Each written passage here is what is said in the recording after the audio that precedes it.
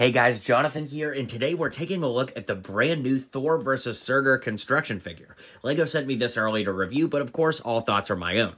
This will retail for $29.99 with 245 pieces in 3 exclusive minifigures. Now, granted, 2 of them are duplicate little, skeleton demon guys here. I think they're actually called fire demons in the set itself, but one is this incredible Thor Ragnarok version of Thor. Now, this is really cool because the Ragnarok version of Thor we got years ago actually was kind of based on concept art, so it wasn't super accurate to the movie like this is. And then, of course, we could flip the hair around and see he's got those lightning eyes that also debuted in this movie. Now, the big draw here, of course, is the new cape.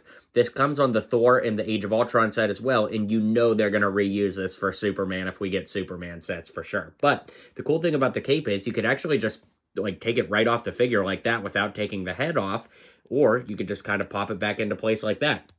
While the cape is off, it is cool to see that back torso printing here, and then we can pop the cape right back on and put Thor like this. Now, something interesting is he comes with this little disc with a stud on it for him to be able to stand on, and the idea behind that is so that he's able to hold his hammer and support his own weight. Now, as a longtime LEGO fan and connoisseur of looking into these things, it is cool to get this. Granted, it is just one piece, but a lot of LEGO concept art shows minifigures on these stands, so to see it actually in the set itself is pretty cool. We do get one of these J pieces that debuted with LEGO Marvel last year. Then, of course, it can hold Mjolnir in there with the lightning bolt coming out, or if you want, you could just take Mjolnir out of there entirely, set this aside, and put it back in Thor's hand, a little something like that.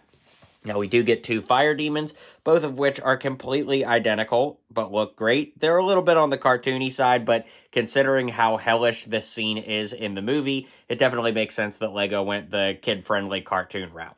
Now, I cannot believe that I'm looking at a LEGO Surtur. After all these years, it's just insane. I have to admit that I think that it would have looked a little better if he was based more like red and orange than black, but it does look really good, and I don't know, maybe it's just my memory. I haven't seen the movie in, I think I watched it about a month ago for my showcase on my channel here.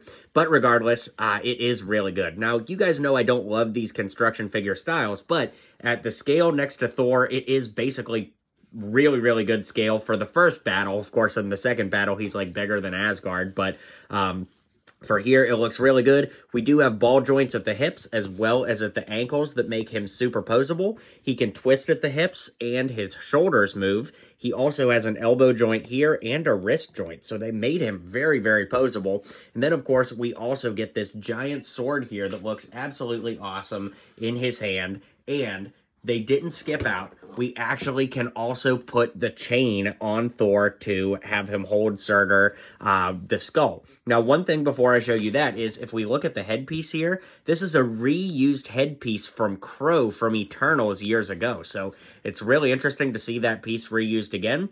We should also point out that you could put this piece back here and have Mjolnir flying around him in a battle. So that's pretty cool. But now, the moment we've all been waiting for. So you can have Thor hold Mjolnir like this. Then you can kind of like wrap the chain around him.